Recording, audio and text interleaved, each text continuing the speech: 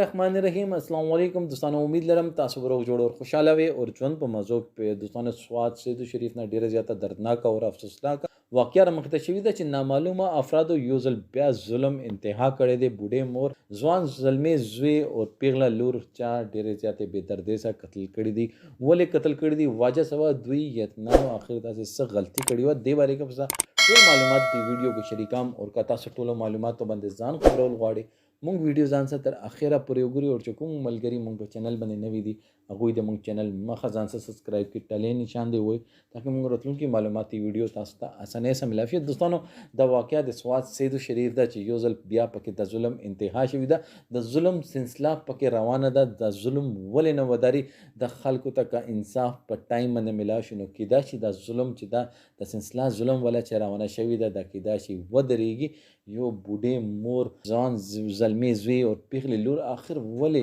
یتیم سړی په سار باندې یتیم ماشوم په سار باندې کڅوک لاس کې دي نو الله پاک ته جنتونه ورکوي او دلته یتیمانو سره عام قتل کیږي اخر کې چې کله دوی قتلان گرفتار شي یا به جایداد باندې لانجاوي یا به په خزه باندې لانجاوي یا به بل څه شرم باندې لانجاوي صرف دې خبرو باندې مونږ دومره زیات ظالم شوي یو دومره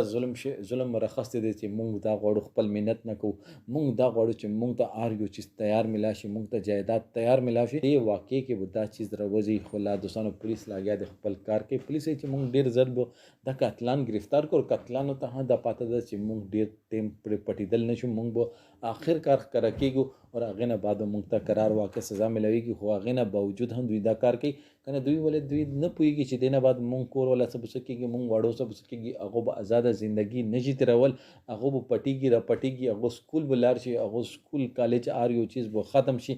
ما کور ته به خلک په سپک نظر باندې ګوري خو هغه نه باوجود هم دوی هغه کار کوي چې کومه صرف اور صرف په جایداد په لالچ کې حالانکه الله پاک یې چشمه کا صرف اور صرف الله تعالی چې الله تعالی فیصله وکړه هغه نه بعد مونږ سوکیو چې دا خبرو کې ګوته و دوستانو دې باره کې تاسو سره دا کمنټ سیکشن کې خپل رائے ضرور وکړئ والسلام